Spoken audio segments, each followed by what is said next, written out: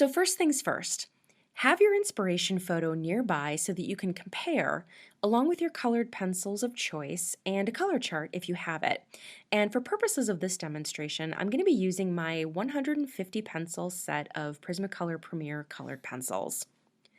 Having a prepared color chart here too is a huge advantage when selecting your palette, as it provides quick reference for the color that that particular pencil lays down.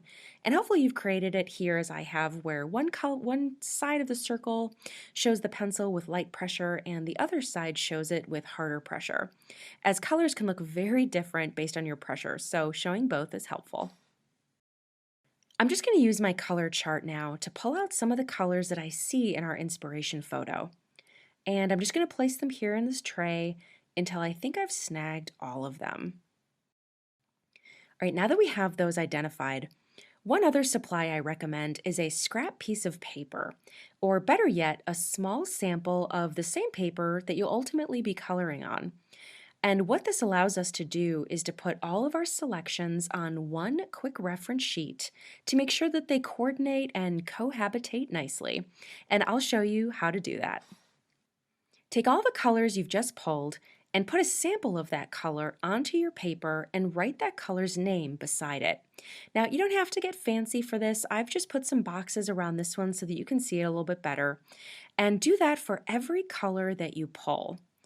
Also, I would recommend putting all of your blues next to each other, all your browns, etc., because one brown may look like just a regular run-of-the-mill normal brown on a piece of paper by itself, but when you have two or more of this kind of similar colors right next to one another, you start to pick up on that color's undertones, and you can pick out the oddballs a little easier.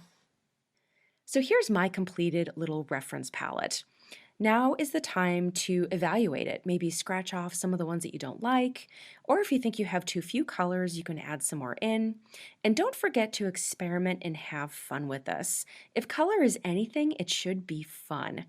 And you might want to inject some contrasting or complementary colors here to shake up this relatively cool color palette. And to complement our cool color palette here, I'm going to choose an opposite or complementary color. As my palette is predominantly blue, I'm going to go with some oranges. And if you recall our inspiration photo, there was a bit of that peachy color in the bicycle basket and on the old photographs. So this peachy kind of coral color is a great place to start.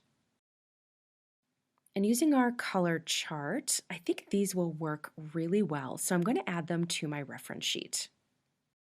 And normally this would be the place that I would add in my neutral tones, any browns or grays, black and white, etc., that would complement a regular coloring page. But thankfully, our inspiration photo already had those in there, so I think we're good to go. Another trick I like about this process is that now all the colors I've pulled from my palette, I'm going to keep right here in this smaller tray that I keep next to me while I'm coloring. By doing this, it's so nice to have them kind of not rolling around on my desk or even back in the storage trays with all the rest of my colors where they're hard to get at. They're right here for quick access.